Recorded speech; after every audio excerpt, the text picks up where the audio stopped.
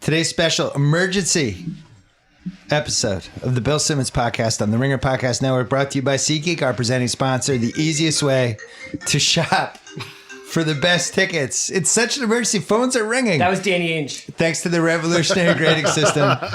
Buy and sell tickets in 2 taps on your phone. Everything fully guaranteed. Football fans, for $20 off your first SeatGeek purchase on NFL tickets, use promo code BSNFL. Download the SeatGeek app today or go right to SeatGeek.com. We're also brought to you by Miller Lite, the presenting sponsor of our newly relaunched website, TheRinger.com, the official beer of The Ringer.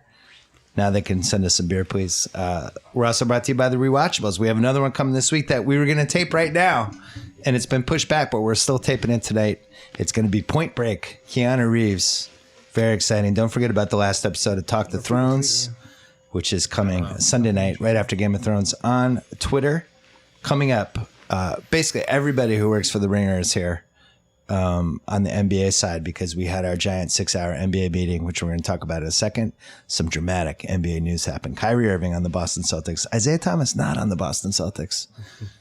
I don't know what's the first topic, but we're going to get a little music here from Pearl Jam first.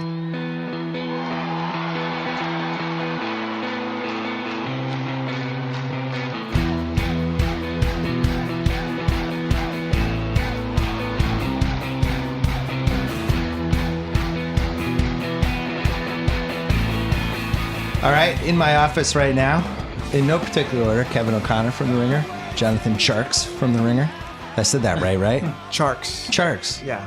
I had that mental block. I was saying Jarks, and then you corrected me after I'd known you for like a year. Yeah, well. That's all right. As long as you call my name at all, it's okay. Chris Ryan, the executive editor of The Ringer. Yeah. Shea Serrano, the executive OG of The Ringer. Mark Titus lurking in the background. He might jump in off the top rope at some point. Tate the Snake Frazier with his back to Shea right now. As everyone in the Ringer universe knows, Tate refuses to give Shea a podcast. Anyway, lots to discuss here. And Bill, you've always loved Kyrie Irving. Well, I will say on my podcast, I have loved this guy. I feel sad though. First, I was excited that they traded for him. We're taping this. It is 8:19 East Coast time, 5:19 West Coast time. But man, sports is cruel. There's just no loyalty in sports. This is the reverse of KD goes from Oklahoma City to Golden State. He's a trader. He sold out the fans. The flip side of that is sports is a business. That's why he should do that. That's why he should do that. This is the example for why he should do that. Isaiah Thomas, who becomes a folk hero in Boston. Every kid under age 15 has his jersey. He has this unbelievable season. He's an MVP candidate last year. He gets hurt. He plays hurt in the playoffs. Has a tragic death of his sister, plays anyway, goes through. We went through an emotional roller coaster ride. They finally shut him down in round 3.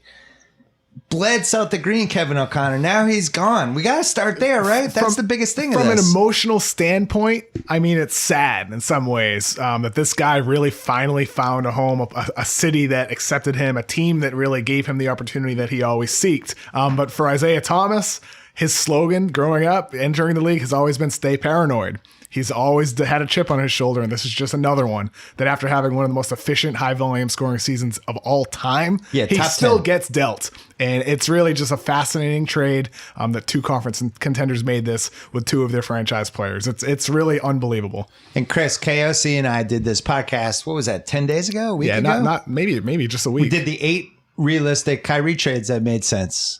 And we talked about this trade. Mm-hmm. And I said, the reason I don't think this trade will happen is that conference finalists who are competitors and contenders don't do this. They never do this. Even though this trade makes the most sense on paper for what we know Cleveland wants, it won't happen. It's not going to happen. It can't happen. We're in this Ringer NBA meeting. I think it was like the 5-hour mark. Yeah. We did like a 3.5-hour session. And then Fantasy got lunch. The Shams alert.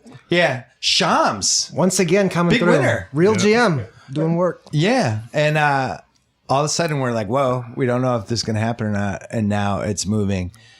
Is this the most surprising deal we've had this decade? Since the Harden trade, at least the last 5 years, right? You so rarely, like you're saying, see 2 teams that are basically rivals. You know what I mean? Like they're conference rivals to the extent that you can have anything like that again. Trade among their best players. And we're sad for Isaiah, but it's not like he's getting traded to the Pacers. Like he gets to Right. play with LeBron James for at least a year. And this Cavs team, I think, has a lot more depth than they did for the last finals. It's a pretty good trade for Cleveland. Which is, as a pure basketball trade, what'd you think of it See, for to Cleveland? me, I love Cleveland because you get Isaiah and Jay, so there's not a big drop off from Kyrie. Plus, in your back pocket, you get this extra pick. So Yeah. if you have the whole team up next year, you got this pick in your back pocket, like Bagley or Doncic, who knows, right? You can start fresh right away. So my guess is, I think the Celtics evaluated this Brooklyn pick and they looked at the moves that they made this summer. Brooklyn's not a disaster. I think at it's all. a better roster than they've had the last couple of years. Talk about the Brooklyn roster, because I think if you look at this and you think like Indiana's going to probably stink, Atlanta's probably going to stink, Orlando's probably going to stink, the Knicks might stink. It's possible if they trade Carmelo, if something weird happens with that, if they flip him and all for a those contract. teams have incentive to tank, Right. In a year that could be top heavy, whereas the Nets have zero incentive to tank because they Zero. don't have their own pick. And I think who do they add this year? Let's go through the list. D'Angelo Russell they added, Alan Crabb. a Couple draft picks, they signed some free agents. They have a solid roster with a good coach, Yeah. with a good GM, Damari Carroll. who I think could make changes during the year. They could be a 30-win team. Yeah. So when we were on Facebook Live, we got a question because I said this deal might be more future focused for Boston than people think. And the response was, well, then why would they give up the Nets pick? And it's like, well, the Nets pick might not be that great. I mean, it could end up the 8th, 9th, or 10th pick in a draft that, in my opinion, is fairly top heavy, at least from this point. And we didn't even talk about the Western Conference team. Somebody's got to lose Yep. in the West. It might be Phoenix tanking one more time. It might be New Orleans. Boogie gets hurt. Like, who the hell knows with that? Some mystery team that we haven't figured out. Some underachieving team. We didn't mention the Chicago Bulls. They're going to be terrible too. Another team that could tank. So I think the Celtics looked at this like, yeah, take the protections off. We don't feel like this is going to be a top 7 pick. Shea, Yes, sir. from a revenge standpoint, I love it. who is more revengeful here? Kyrie or Isaiah, who just had his heart broken? Isaiah, 100% more revengeful. Is that the correct word? Vengeful. It's vengeful. Yeah. Vengeful. Yeah, vengeful. I like Don't you- revengeful. I like Don't you revengeful love better. editor Shea? I'm gonna roll. I have a master's in journalism, by the way. Who's more revengeful? I'm going with Isaiah is more revengeful. Just because of what KOC was talking about. He is always in that mode. Kyrie has never seemed to me to be in that mode for most of his career. Every once in a while he'll jump into it. Isaiah exists in it. It's a you were born into darkness type of situation with Isaiah. You know what I'm saying? Well, what's crazy, just the thought of them. First of all, he recruited Gordon Hayward. Last year, he was recruiting KD. Rudy Gobert retweeted that tweet that he sent out with the Shamrock and the championship trophy. He did that right after. Oh, he Right after did? this Right trade? after he got traded. He's the Right after he best. got traded. Ooh, that's cold. Oh, man. Love it. That's really the sad part for IT. I mean, he felt he was the franchise. For Right. the Boston And Celtics. I can't remember, 4+ decades of rooting for Boston teams. I can't remember a more popular guy getting traded when he was actually really super popular and people were buying his jerseys. Like, I went to a round 2 Celtics Wizards game with my son. We bought him an Isaiah Thomas jersey. I mean, it's by far the most jerseys. You go in the store, that's where it was. And you looked around at the arena and the Isaiah jerseys were there. I'm looking at it. I'm trying to be dispassionate about it because I loved Isaiah and I loved rooting for him. He was a borderline all-star until December last year when he put together 3 of the best months I've ever seen a player have. He just went Steph to Curry. 7 other levels. If you look at the season he had historically, it's one of the top 10 most efficient seasons anyone's had. I think there was durability issues that the Celtics were worried about. He takes a lot of hits. He's small. He got hurt in March, never really got back. He had the hip thing. They're claiming the hip's going to be all right. 1 year left on his contract at $6 million. And KSC, you think they were really worried about the $120 million Isaiah I deal? mean, wouldn't you be with a 29-year-old, Yes. 5'9" point guard who's super, super reliant on his athleticism? Because, like, I think with the misconception about athletes in the NBA is that you assume they're a dunker. But for Isaiah, to get to finish at the rim the way he does and to draw fouls the way he does, he needs his athleticism, his burst to get to the rim, to get by defenders, and his leaping ability at the rim. And if that degrades at all, then what does he become as a player in year 3 of that contract, in year 4? Never mind year 5 when he's 34 years old. So if you're the Celtics, again, like that's why I keep coming back to this is a forward-thinking deal. Granted, maybe it helps you now, maybe it hurts you now, depending on your perspective of what they gave up. But I do think that this for them is kind of looking forward to year 2 or 3 years from now. See, I was going to say to me that with Isaiah, like, so let's say Cleveland gets him. They lose LeBron, they reset. He's got no emotional ties to Cleveland. Where's he getting paid? He might have lost a lot of money out of this trade. Like, the Brinks truck might not be there for him. That's where it's like, man, he really got stabbed in the back. That's true. He could lose a ton of cash from this. He might not have gotten it in Boston, though, to but at be least fair. he had a chance, right? Because the emotional stuff. But now in Cleveland, they're like, whatever, bro. Like, Yeah. I think there's a couple teams. Like, I think Chicago makes a lot of sense for him. That's a team that needs somebody.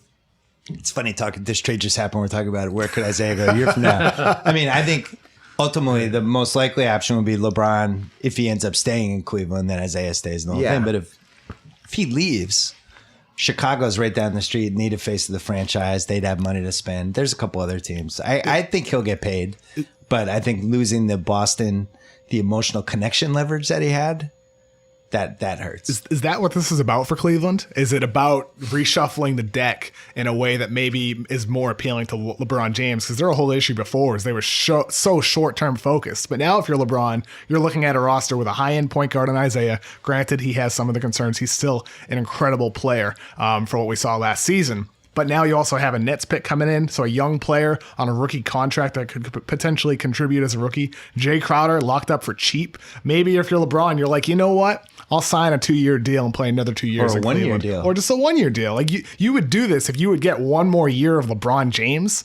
I don't know if you get that, though, but maybe that's their thinking. see, one thing I was wondering is, like, will they trade Kevin Love now? That's what I was just going to ask. Is this like, is Kevin Love now kind of the number 2 finally on Cleveland? I mean, even if Isaiah is 85% of what he was last year, he's still a 5'9" point guard who you have to hide on defense, especially in the postseason. He's somehow Cleveland got worse at point guard defense in this trade, which is almost impossible. And he's being backed up by Derrick Rose. So And it's Calderon. like, Oh, boy. and Calderon. So that might be the worst defensive point guard depth chart in the league.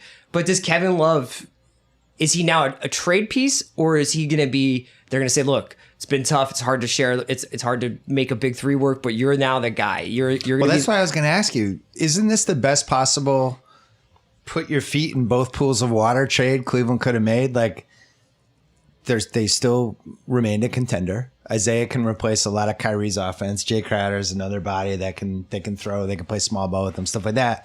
And they have the pick that they could potentially trade if they get some sort of sign from LeBron that he's staying. Yeah, and if they don't think he's staying, now you have the pick. You don't necessarily have to pay Isaiah. You can rebuild and reboot around salary cap space, I guess. And there have the been pick. reports today about Wade coming on a buyout.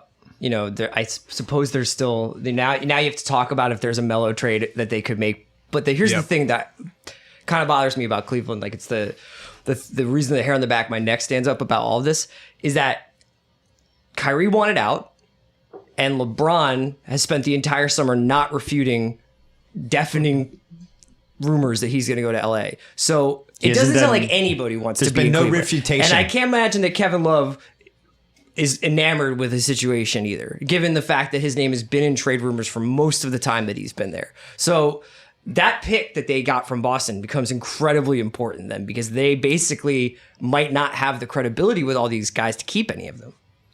Or they could flip that pick in February. Yep. Who the hell knows? Shay, do you think LeBron James, does this trade make him more likely to stay in Cleveland or less likely? He's gone. It felt like he's gone for a while. What I don't understand is there a situation where LeBron leaving leads to Isaiah staying in Cleveland And being the guy there? and being the guy Cleveland there. embraced me. How could they not in that situation? He showed up. He's gonna play very, very hard. He's gonna go out in a playoffs, and it's impossible not to fall in love with him in that situation. Cleveland can save a lot of face if LeBron decides to leave, and they just go all in with Isaiah and say Isaiah's gonna win a championship before LeBron does. Do we go through that whole scene again? You know what I'm saying? That's You what it don't feels like either of these teams. Who do you root for?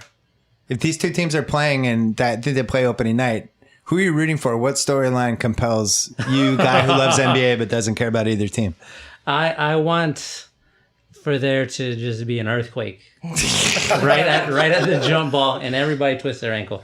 No, it's easy for me. I mean, I'm a Spurs fan, but it's easy to see this stuff and be interested and find it compelling. I've always been, on the LeBron side of things whenever that train is moving. So I'm going to stick with Cleveland in this instance. It's easier for me to grab hold of him than it is to be on Kyrie's side, especially since Kyrie shaved off the beard and he only has a mustache now, and he looks like a bad way guy. Older now. He's like a bad guy in a breakdancing movie. That's what it feels like. Quick break to talk about DirecTV. I want to point out that for over 20 years, DirecTV has been the exclusive home for NFL Sunday Ticket, the only way to get every live game every Sunday. I actually tried to figure out how long I've had DirecTV, and it was the first season that when D. Miles and Q Richardson and that Clippers team, so I remember watching them at like 1:30 in the morning. So I'm going to say like 2001. I've been a long time subscriber. One of the best things about DirecTV, the NFL Sunday Ticket. Good news, NFL fans. DirecTV has expanded the service. If you live in an apartment or you're an enrolled college student, which doesn't qualify anybody in this room. Titus, you're not still enrolled in college, right? I'm not. Okay, good. You can now get NFL Sunday Ticket without a satellite. To see if you're eligible, go online to NFL Sunday Ticket TV. Stream every NFL Sunday Ticket game this season to follow your favorite team no matter where you live. Use promo code RINGER at checkout to save 15%. Once again, that is NFL Sunday Ticket.tv, promo code RINGER. That's a pretty good deal. I've said this on the podcast. I'm going to say it again because I am getting feedback from Boston people, maybe my dad, who is like, we gave up too much.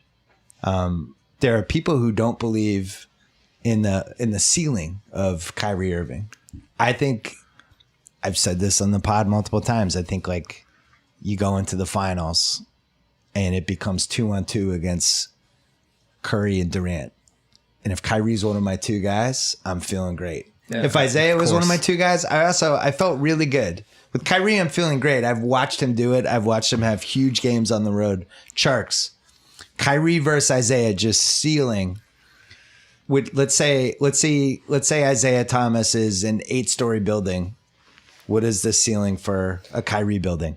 I mean, Kyrie's ceiling is probably like 13, 14 floors, but like floor 9 through 11 is empty right now. Right. And we just said like, okay, 2-on-2 in the finals. You got to get to the finals first, right? Yeah. Like that's the thing. Like Kyrie, when he gets there, is awesome, but he's got to get there first, and not with LeBron anymore. Why do you think Kyrie wanted to get traded? Do you think it? So here are the theories. One was that the theory I believe over any other theory is that they actually did try to trade him in June. He found out about it. It was a 3 or a 4 teamer with Phoenix and Eric Bledsoe, the number 4 pick. Paul George was involved.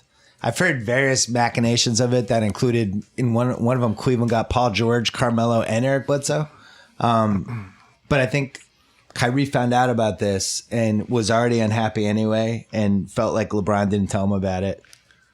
And that was it. Is there another reason you think he would have wanted to get traded? I mean, I wrote about this before, and I still think it's really the main reason why he wanted to be the man. And I know people have said, well, then why did he have the Spurs on his list? Because they have Kawhi Leonard. And you could say, well, maybe he might have had Boston on his list too. Why would he want to go there when they have Hayward and Horford? Well, the reason why is because there's no shadow like LeBron James. Yeah. And for Kyrie, no matter where he went, he would have been, if not the guy that finishes games, but at least one of the two guys that they're going to lean on. And so for him, from a legacy standpoint, from a leadership standpoint, off the court and on the court, he can be more now with the Celtics, or had he been traded to any of the other teams on his list. Whereas with Cleveland, talk about ceiling, the ceiling has already been reached with what he could be playing alongside LeBron James. And people will say, well, then why wouldn't he want to stay for after LeBron leaves?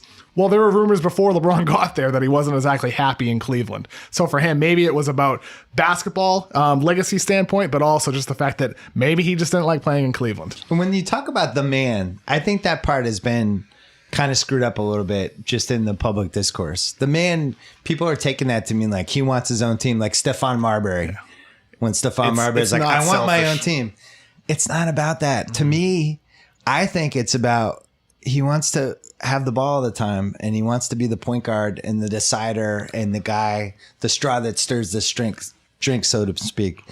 I don't think it's about being the man. I think it's about I want to be the leader of the team that doesn't stand on the side half the time while LeBron decides where everyone goes and what's to do. I want to be the guy who tells Gordon Hayward, go over there. And I want to tell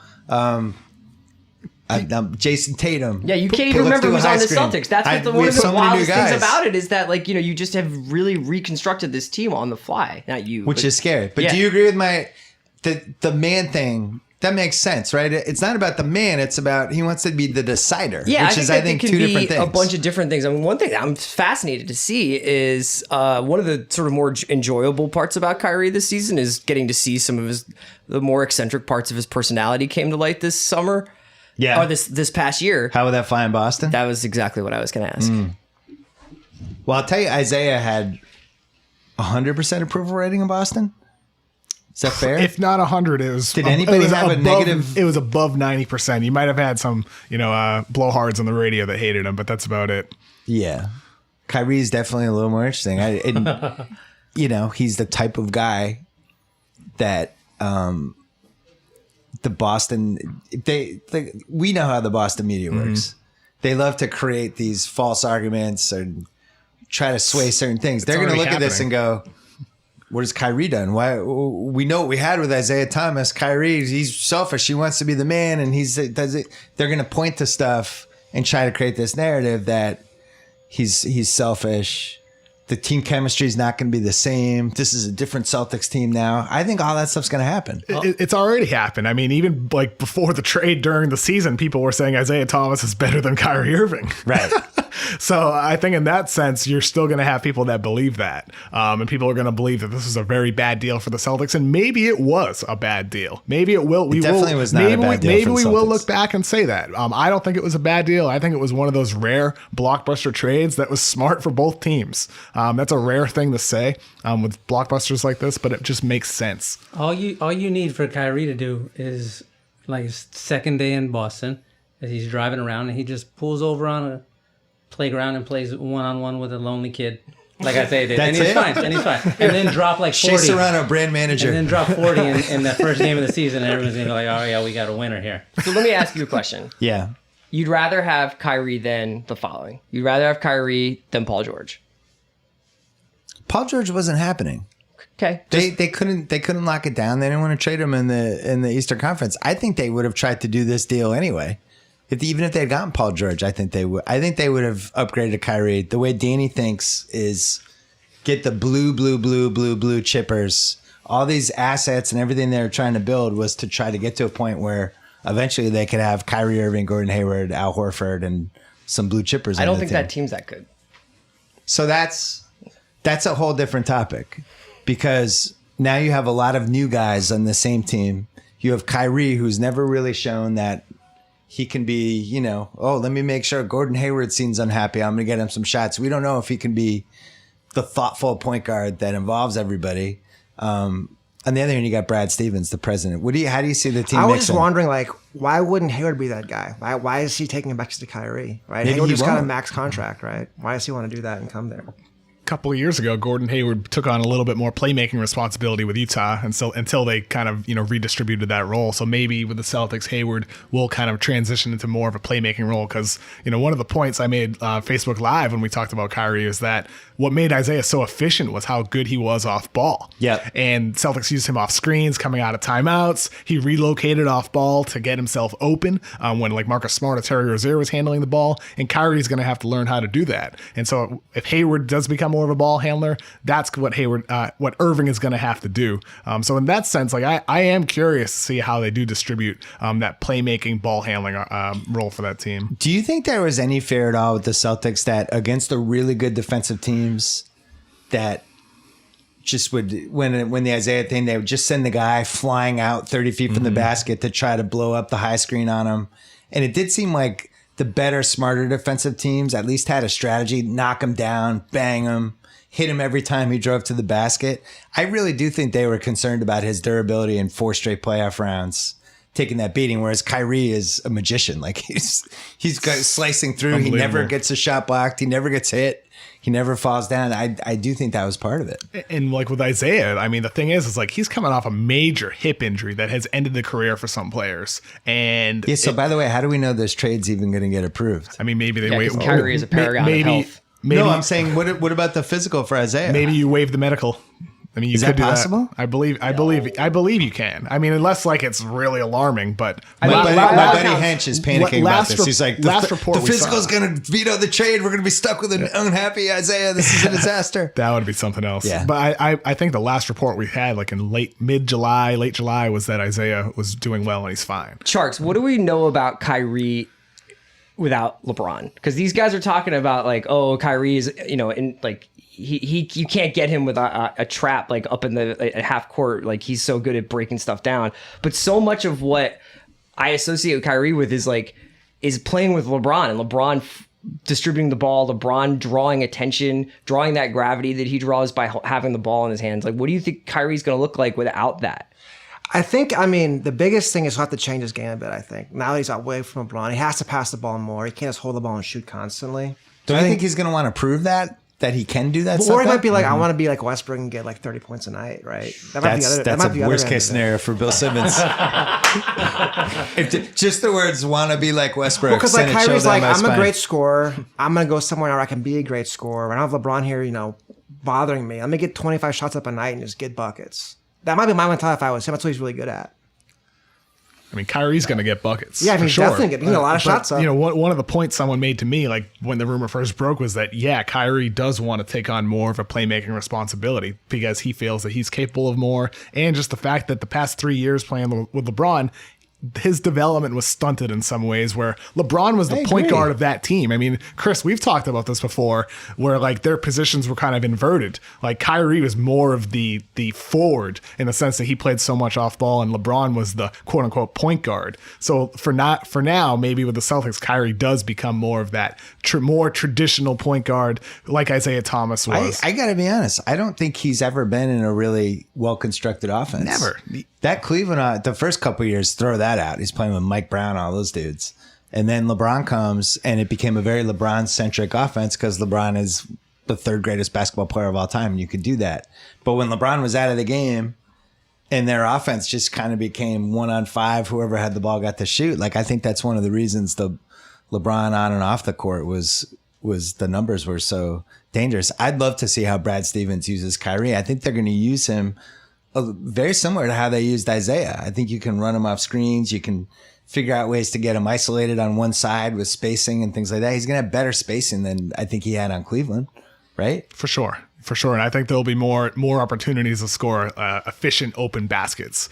Granted, he's not playing alongside LeBron. It's kind of a weird thing to say, but just because of the nature of Boston's system, it will lead to more open opportunities for him. It does. The Boston system does lead to a lot of guards slashing to the hoop, which is Kyrie's thing. I still feel like a cynical Chris Ryan about this trade. I'm cynical on Boston's part. I'm like, well, first of all, I just feel like I need to balance it out. I can't let you prosper. Second of all, okay. Listen, I don't feel 100% great about this. I don't like your front Isaiah. court depth at all, and I think that was a problem in the last playoffs, and now it's just like a little bit worse. You know what I mean? Because why? I don't know. Horford, who routinely seems to tear a pectoral muscle, and Aaron Baines. Is that who you're taking into the playoffs? I know that Baines. Shea loves Baines. You like Baines, right? He'll knock some dudes down. San Antonio dude right there. I don't know. I just Mark, you forgot about the Morris twin. The Morris twin, yeah. I just feel like I'm trying to come up with like reasons to be skeptical about Boston. And I think that's the number one reason would be the turnover. Talking about 5 new guys in the top 8, basically. And it's also the idea of this being the end point of this Danny Ainge project. I know he still has some picks left, and I know that there's still moves to be made. But the idea that this is the big 3. Is this it? This is Horford, Hayward, and Kyrie. I don't think this is it because they still have that Sixers Kings pick. They still have their own pick like for the next 5 years, and they still have that Memphis pick.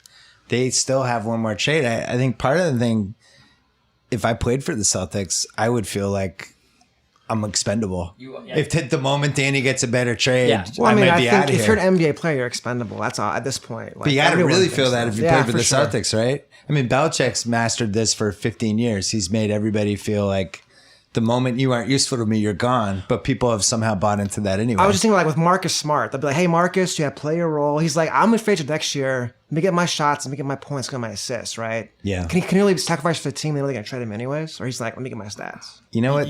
That whole comment reminded me of Blue Apron for some reason. I don't know why. It's the #1 fresh ingredient recipe delivery service in the country for less than $10 a meal. They deliver seasonal recipes along with pre-portioned ingredients right to your door for less. No more overspending at restaurants or high-end grocery stores. At Blue Apron, prepare memorable meals for yourself in under 40 minutes. Some of the meals available in August. This will be fun because nobody's had dinner yet. You guys might be hungry.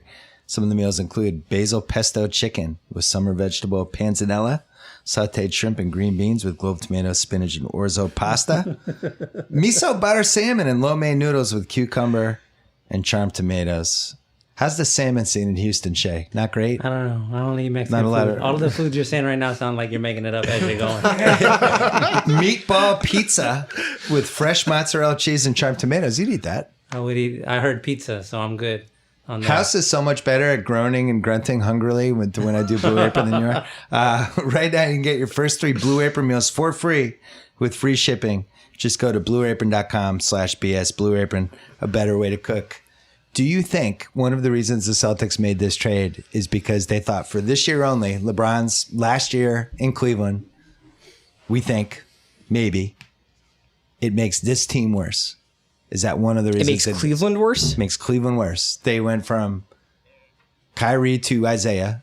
Jay Crowder's a 7th man for them. The pick, they probably won't have the balls to trade before the deadline, not knowing if LeBron's staying or not. And going into round 3, Kyrie's probably a slightly safer bet than Isaiah. Is that one of the reasons they made the I'm trade? sure. I mean, like, because they have to be Cleveland. The one thing I have bought into in the Church of Danny is this idea of having like stuff exist in multiple timelines. So that this idea that he's doing stuff in the present while also planning for the future. I buy that. I don't Like the creators of Lost. I do agree with you that what'd you say? The creators of it's Lost also he's operate J.J. that way. Abrams. I do think that this is a very aggressive move towards harmony, and that Brad's offense does depend on people sharing the ball and on guys buying into a certain system. And like Charks is saying, man, like it's just like this could really disrupt that. And you bring a guy in who's a gunner. Kyrie's a gunner. He's a gunner. Are we 100% sure he's a gunner? Yes. Okay.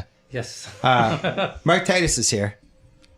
Your gut reaction to Celtics going from Isaiah Thomas to Kyrie Irving, just as somebody who likes watching basketball. As someone who likes watching basketball, I enjoy this for the Cavs. I think this is good for the Cavs, but that's also because I'm excited about what this pick might mean. I'm buying into the idea that they're going to get someone good.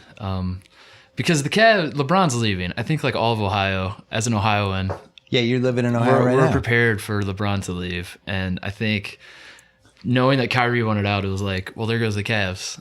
They're not existent now. That's like, is anyone ever going to care about the Cavs again? And maybe they will now. Maybe like Isaiah sticks around. Maybe you can get You luck out with the pick. Yeah, you luck out with the pick. Could the Maybe Cavs like they win have one more something with the lottery? Cavs. What if they yeah. win the 5th The lottery Cavs in get the 15 lottery years? pick. Yeah. But I'm excited. Like I'm a bandwagon Celtics fan now because one because I'm sitting in front of you and Thank you. I work for you. That was and nice. So That's very nice. That's I kind of appreciate that. something I need to say. But also, yeah, you got Hayward now and Stevens. Well, Hayward's your dude. Hayward's Yeah, we my talked guy. about that on Stevens my pod guy. before. My question By the to way, like, you get credit for that because you called, I Yeah. think it was May. Yeah. You were like, Hayward loves Brad Stevens. it wasn't These guys like are boys. Yeah. So is this the team for the Celtics? Because I always worry about like Brad Stevens because I love him to death, and everyone says like he's this great coach and all that, and it's always like just give it time, just give it time, just give it time. So as NBA people, is this the time now, or are we still giving him more time? Are we sure he's good? Are we sure he's Stop good? it, Chris Ryan. Like does he like if he say they don't make the East Finals because there's like chemistry issues with all these young guys and Kyrie and they're just trying to figure it out. Stevens is still good, right? Right. So Okay. here's the team. You tell me if you like it.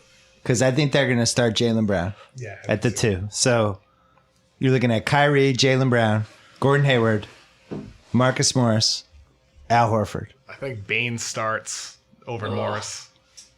Maybe What? Morris finishes games, but Bain starts. Do Do you have inside info on this? I just think Horford wants to be a 4. He doesn't think he's a it makes center. sense. I can see that. So like I mean, you're start just big and go playing small. pretend like, hey, you're a power forward, Al. But then at the end of games, you're putting him at So the 5. Baines becomes this year's Amir Johnson, the token starter for 4 minutes. Yeah, a waste of time starting games with the traditional 5 when really just Horford should be starting at the 5. All right, I'm going to ignore that point. Let's say Marcus Morris. I can't imagine Baines starting for my NBA finalist team. Wow. And then coming off the bench, Tatum, Marcus Smart, Rozier, Baines, Yabusele maybe? Is there's some, who would be the 10th man? Could get lucky with Did you somebody? say Ojale? Ojale? Yeah, maybe. One of those guys, maybe some buyout guy, whatever. It's definitely a better team than last year, I would say. Yeah, it's but could definitely a they team beat that's going to Cleveland's? score more. Like realistically. They couldn't even come close to but beating how much Cleveland closer last are they year. to beating Cleveland now? Realistically. They are now a Kyrie Irving whipping his dick out versus LeBron whipping his dick out, dick measuring match. Well, away from beating. and that's So, the I don't right know. to Public get into it. conversation. Yeah, that's shit. LeBron is a lot bigger than He is Kyrie, taller. so realistically. Well, and LeBron's year 15. Who the hell knows with that? But you talked about the Celtics being a little uneasy, Chris Ryan. Uh-huh. How about Kevin Love, who just got dragged through the mud all summer and traded to every single team in the league 7 times, and then Kyrie basically said, "Get me out of here. You try to trade me. I don't trust you anymore." Which This I is the think is what opportunity happened. for the reset. They can either reset that or trade him, but I don't think you can let him dangle anymore because you're just going to actually hurt your team. The Cavs do need him now. They need have him under contract. It's not, Yeah, I know that, but I'm just You saying mean like like committing to him? yeah, I think that like if they've got a new GM there, I think pretty soon the most interesting thing that's going to happen in the next couple of months of the NBA is the first LeBron press conference or the first LeBron public comments, because he is not going to be able to. It's not going to be able to be business as usual. Everything will take care of itself. I'm obviously home. I want to stay.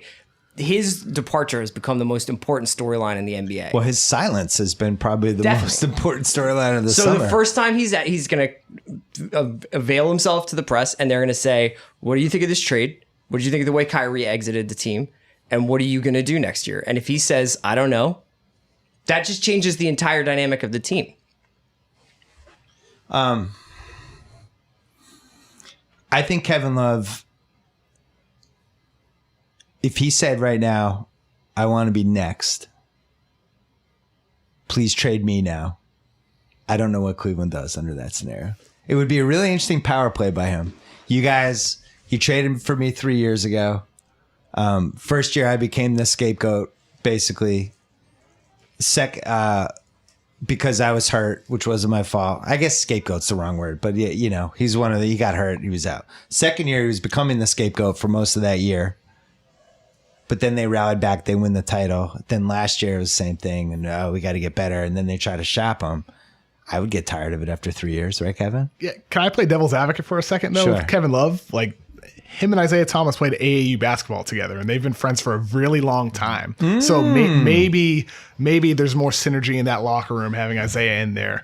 Maybe this improves team chemistry, and that can't be overlooked from that perspective. So like maybe Kevin Love is happier playing alongside Isaiah Thomas. I'm just speculating You here. know who's happier? Every offense in the NBA. The other 29 offenses, because if Kevin Love and Isaiah are on the court, maybe it'd be a worse version of the Kyrie thing. Titus, Yeah. talk about the AAU connection. This is something you're very passionate about. Just AAU in general. Just the like players. Like, so yeah. Kevin Love and Isaiah play AAU together. Right. Explain That to us matters. what that means. Like, oh yeah, they're friends, but what does that actually mean? AAU is where, I mean, just in my experience, is where guys build their, like, obviously college teams, you can do that too, but like in the case of Kevin Love, who was one and done, maybe not as much, maybe he's not as tight with Russell Westbrook and stuff, but most guys, their AAU team is like their pinnacle of basketball. And maybe it's a little skewed because I was on a pretty good AAU team. And Yeah, like just say for the listeners, say who was on your team. I love doing this. Yeah. This will It's never get great. old I of mean, me. it's This will always- never get old of me to do it. Mike Conley, point guard. Eric Gordon, shooting guard. Daquan Cook, small forward. Josh McRoberts, power forward. Greg Oden, center.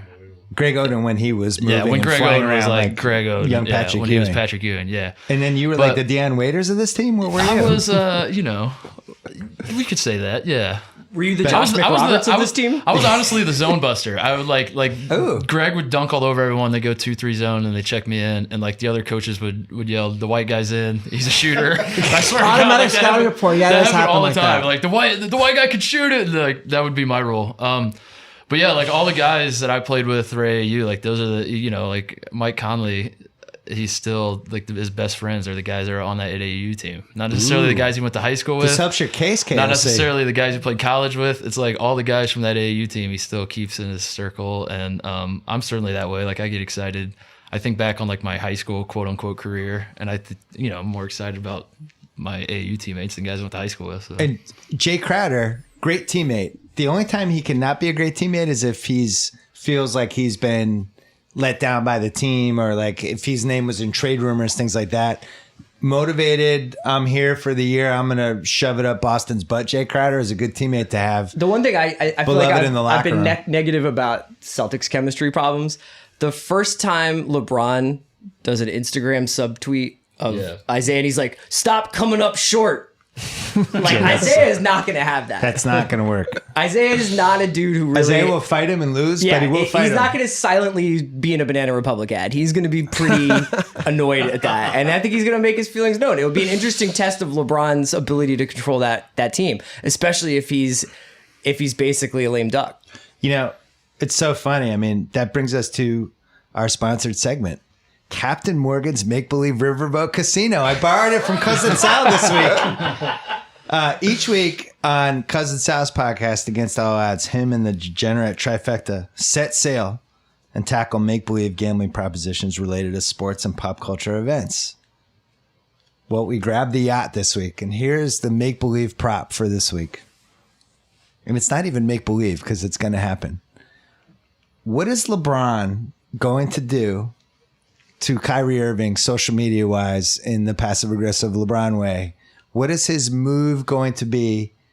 Is it going to be either a passive aggressive tweet or Instagram post, which I'm making a minus 150 odds, or he goes the other way. He zigs and does the "thanks to Kyrie Irving, you're a great teammate, love you brother" tweet. See you I'm in going to LA, make that bro. plus 125. Does LeBron go passive aggressive negative? Or does he go positive, looking forward, thanks for everything? Shay, you go first. I'm going passive aggressive. We just have a history of LeBron doing that exact thing. So what? Predict the post for me. He will be sitting in the car, shirtless, listening to a song of some sort. Okay. I'm guessing Sea Murder. Down for my guys, and it's just going to be perfect. That's what he's going to do. I guarantee you that's what he will do. Okay, so you're going heavy on minus 150. I just moved the lineup to minus 170 after Shay's compelling craze. Chris Ryan, I'm going going passive aggressive or friendly, thankful, great teammate, thanks for everything?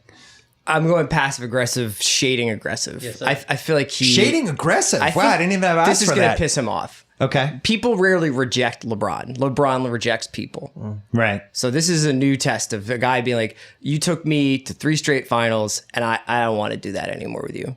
That's pretty wild. Sharks? See, I think he goes positive, then he waits for the conference finals. Then he has Kyrie on the other team. He goes screen and 50 on him, rolls, yeah. scores Kyrie every single time. Then he's like, "Careful what you wish for, bro." Like he waits positive now, negative later. Titus? What? Why? I think he's gonna like ignore. Maybe I'm just saying this to offer contrarian opinion, but maybe he just completely ignores Kyrie and focuses on Isaiah, and he uses some sort of pun with the letters "it," like we have it or something. That's good. Like, that's good. Something like that's that. a good third Like eye. now we got like, or I don't know, something along those lines. So I'll make That's that my like guess. plus 200. Yeah, that's my guess. That he just completely ignores Kyrie, but just pumps up Isaiah. But he does it That's in a like good one. a secretive, like he won't just flat out say like I'm excited to have Isaiah. It's got to be like some sort of coded. It's always coded with LeBron, so it's got to be. Yeah, like it'll be nothing over the top. Like, yeah, at least I know you know the Earth is round, or some sort of. By the way, I saw on Twitter. Shout out to Justin Spears. I think's the guy's name. Best joke he said. It's hilarious how Kyrie is going to play in a city where their newspaper is called the Globe. Oh yeah, It's a great joke. I gotta give a shout out to that's that a guy. good So, joke. That was a good KOC, what do you think? Going positive because LeBron's all about shaping narrative, and he's going to try to make himself look like the bigger man here, And how do you do that? Come out positive and say, thank you, Kyrie, for everything you've done. It's enjoyed playing with you. Something just extremely positive from LeBron. I am also doubling down on that. I think he goes positive. Sorry, Shay, I disagree. I think he gives a SportsCenter interview about 4 weeks from now with Rachel Nichols when he talks about he's really hurt and he wished they could have talked it out. Those guys went through wars together. They won a title. And then he drops the passive aggressive hammer in the conference finals. That's when I think he brings the table. It might even happen on opening night. Since it's an emergency pod, is it okay if I just throw another wrinkle of breaking news in there? Can you hold on 1 second? Yeah, sure. Because that was another week of Captain Morgan's make-believe Riverboat Casino. No matter how you live like a captain, Captain Morgan reminds you to please drink responsibly. Captain's orders. Thanks to Sal and the crew from Against All Odds for letting us use that gimmick for this week. What's the breaking news? It's that Andrew Wiggins has cut ties with Billy Duffy while having a max extension on the table. Whoa. Yeah. I don't know if that means anything. Maybe he just wants a different agent. Maybe he's like, you got me what I wanted, but it's a wrinkle. Well, that goes to... I'm coming home. Wiggins is coming back to Cleveland. Bring out your Wiggins jerseys out of the closet. Well, we had this giant ringer meeting today, and one of the topics was, why does anybody who's going to get a max contract want to give 4% of that to an agent if you're getting it anyway? Just use a lawyer and have them cut a thing. I don't understand that. Who is favored to win the East right now? Cleveland. Cleveland still. Cleveland for sure. Cleveland for sure. The team with LeBron. Yeah. Not for sure, bro. I say for sure. But they're definitely the favorites, though. Overwhelming sure. favorites in my vote. Who is going to be on this Cleveland team in March that is not on this team now, Kevin O'Connor? Probably like one of those back end pieces. I think the core remains intact. Maybe like an Iman Shumpert. I know that's a boring answer, but I wouldn't expect them to trade Kevin Love. D Wade. Who would be on the team? Or Yeah. who wouldn't? Oh yeah, D Wade for sure. Yeah, D Wade. I think D Wade's on this team. That's awesome. Here's my question: why are the Bulls buying him out? Like this, ultimately, sports is a business, right? You owe Dwayne Wade $25 million. Don't you just have a staring contest with him? I think that whenever Until you you can ask break 'em? Gar Forman a question, it turns into a staring contest. So he's having He's like, it anyway. why do the Bulls do anything that they do? I just don't understand. Like, D Wade opted into the second year, and then it's like, you guys got to buy me out. It's like, well, we're paying you to play basketball for us. So how about just play basketball for us and just kind of stare it out? Like, all right, so you put Dwayne Wade on this team, Isaiah Thomas, Dwayne Wade, Jay Crowder, Kevin Love, LeBron James. Crunch time? That's a weird team. You want Tristan out there or Kevin Love out there? All right, so Kevin Love's now on the bench? I don't know. Tristan Thompson, LeBron James, Jay Crowder, Dwayne Wade, Isaiah Thomas. That's a possible finals crunch time team. It's just weird. They're getting blown out. Yeah, by the Warriors. Yeah, one that's thing that they're this has losing made either way. abundantly clear is that congratulations to the Golden State Warriors and Oh all their my God. supporters. Who's better equipped to beat the Warriors, Cleveland or Boston, though? I mean, what's the difference? Neither. Yeah. Yeah. Like, I mean, Well, yet Golden State had incredible health last year. So I guess it's a pretty sad case, but the case would be, I really hope these guys don't have incredible health again. And if they don't, we're right there. I feel like Cleveland was probably closer last year than maybe people gave them credit for. Like the Warriors it was a revenge year. Shea wrote about that for the Ringer in June. Great revenge season for them coming off blowing 3-1. They were one missed shot away from being 2-2 in the series. Right. If Durant missed that 3. Right. 2-2. Right. You had that. You had everyone in the Warriors is super duper healthy. And Cleveland had just won the title. Now they're a little more motivated. I don't know. I know the pick's great, but I just would have not done this if I was Cleveland. so you'd rather have Kyrie than Isaiah and Jay, like right now, if you're Cleveland? So if I knew I could turn that pick into something this season, I would rather have the trade they got. But the problem is what we talked about earlier. if they don't have any sign from LeBron either way, and now they have this pick and it's just kind of dangling like a Money in the Bank match where it's just over the ring and they don't know if they can get it or not. I think they're a little worse. If I'm the Warriors, I would rather go against Isaiah Thomas and Jay Crowder than Kyrie. They couldn't guard Kyrie. They couldn't guard him for 3 straight finals. I mean, it's hard to know if they're going to be better or worse. I think if you're Cleveland, what you're hoping is you get the Jay Crowder of 2 years ago. If you get the Jay Crowder from last year for Boston when his defense really wasn't that good, then you're disappointed. But if you get the Jay Crowder who was first acquired by the Celtics, who's a terrific defender for them to close out that season, then you're better equipped to win a final series against the Warriors. I mean, because you have a bunch of versatile forwards who can switch, defend multiple positions, and Crowder really does fit that mold for them. And add in his ability to spot up and space the floor. So that helps. But at the same time, like there's certainly more risk. But that's along the same lines of what Daryl Morey said before, right? You need to elevate your risk profile. And maybe in some ways that's what's happening with Cleveland. They're making a huge change that maybe increases the chances LeBron stays. And it maybe gives them more potential in a final series if Isaiah Thomas is healthy at that point in the season, which he might be, might not be. I just want to point out my dad is volunteered to drive Jay Crowder to the airport. take that for what you will, but I think he had he's a good Celtic. He tried hard, but I think he had seen enough Jay Crowder contested threes with 10 seconds left on the shot clock. It's probably done at that point. I feel, just in closing, because we're going to wrap it up, I feel the Isaiah thing's tough. It's a hard one. I would be so much more excited about getting Kyrie Irving if it wasn't for the guy that we just went through this journey with of you steal him from Phoenix for what ended up being the 28th pick in the draft. And he becomes an all-star. Then he becomes really a top 12, 13, 14 performer in the league last year.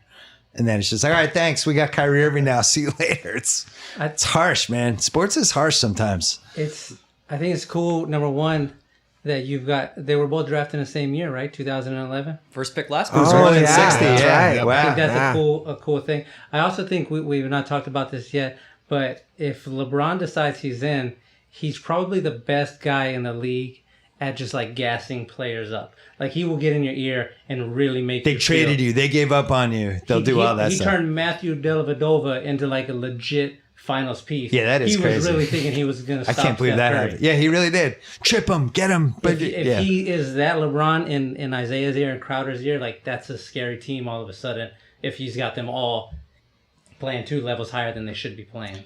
Do you hold this against LeBron at all that this Kyrie thing didn't work out? Who do you blame ultimately, Chris Ryan? I think it was just Kyrie wanted to go off and do his own thing. I also You don't think LeBron could have managed it better? I think that there's like managed the another egos better? element to this. I mean, the fact that David Griffin has been so positive about Kyrie in the aftermath of this stuff. I think there's probably schisms inside the franchise. The fact that LeBron has been so openly rumored to go to LA and is like nobody has refuted it. It just seems like there's just like a lot of problems there. So I don't really blame anyone. I just think that for as much as like we don't know about what Kyrie is going to look like without LeBron, I'm really excited to see Isaiah with LeBron. Yeah. And I'm really excited to see Jay Crowder with LeBron.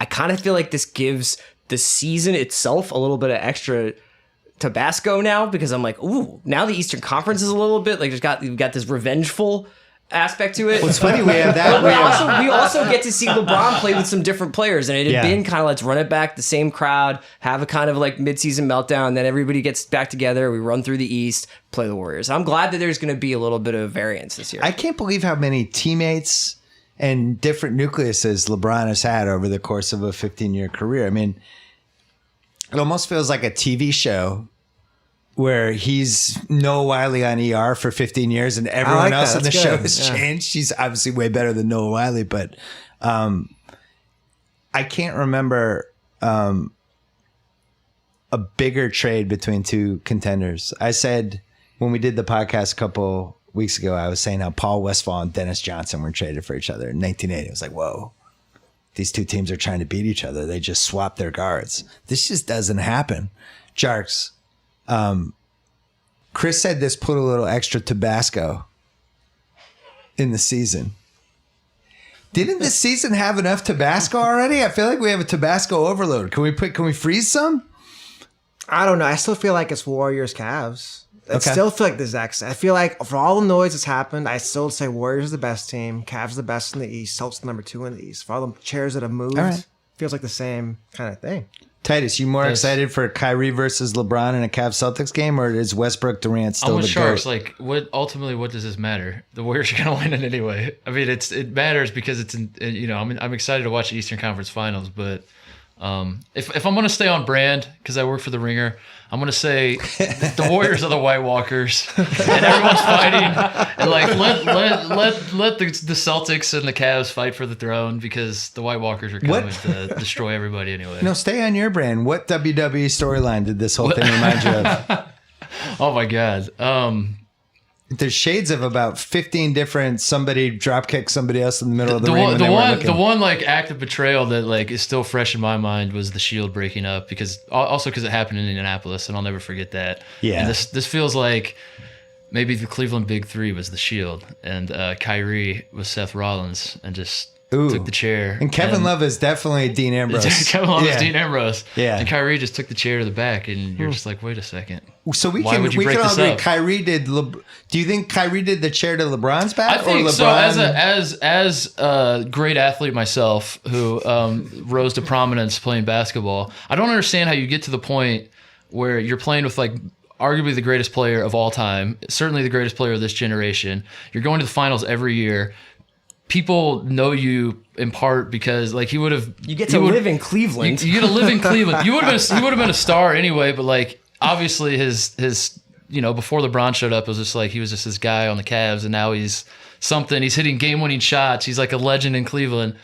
Like so many guys, that's why you play basketball, is to be in that position. That's right. You spend your entire life trying to get into that position, and then you get a guy who's in that position who's like, actually, I don't really want this. Well, and he's not wrong. He's not wrong for that, but at least. Yeah, it's not wrong to feel that way, I guess. But I guess I put it this way: for like if Kevin McHale in 1987 was like, I've kind of done it already. I kind of am sick of living under Larry's shadow. I would have driven to his house. And right. Like, wouldn't that have been insane? How dare you? Isn't that like insane? You're like, what are you doing? You have like the thing already set up. Everyone's there.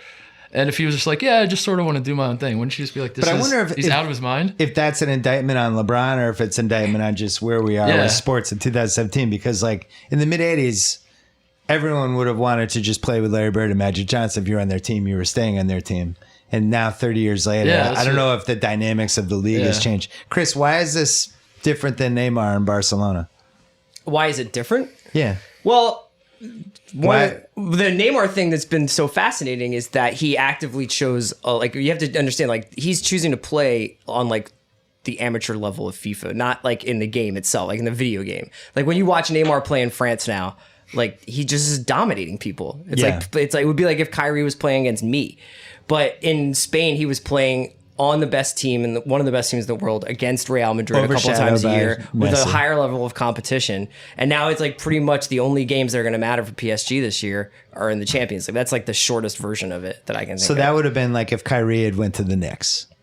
Yeah. And all of a sudden it's just completely less meaningful. I wanted to ask you a question because we got this on the Facebook thing, and I think I keep thinking about it, is that if you see Danny trade Isaiah after the season he's had, like, and we kind of talked about this at the beginning of the podcast, but like, can you really blame another player who's just like, I want to go where I want to go, and I want to go? No, that's how we started this podcast. Yeah, like, I think there's no loyalty in sports anymore. Yeah, and I don't think that there should be, but it changes slightly. Like, I'm just like, if you do this to a guy like Isaiah after what he just did, it's kind of hard for me to like get too worked up about like the next time Boston loses a guy in free agency. It's just like, well, you reap what you sow, you know? Kevin, Danny took so much heat this summer. Didn't land anyone. They don't get Paul George or Jimmy Butler. What are we doing with all these picks? What are we doing with those assets? What the hell, Danny? Traded out of number one. Yeah. What, we moving backwards? What are we doing? We're just keep treading water for the future, make a move. Then he gets Gordon Hayward. Then he gets Kyrie Irving. And now people in Boston who love the media people of start shit will be like, Danny Ainge will trade anybody. The dude's got no loyalty. He can't win is my point, right? He can't win, especially in the Boston market. I think Danny Ainge, I was beating that trade down drum for whoever won the lottery. I wrote about it at the time, and I thought the Celtics had a good case to trade down, and they did. You love Tatum more than most. You would rather have Kyrie than Fultz and Isaiah?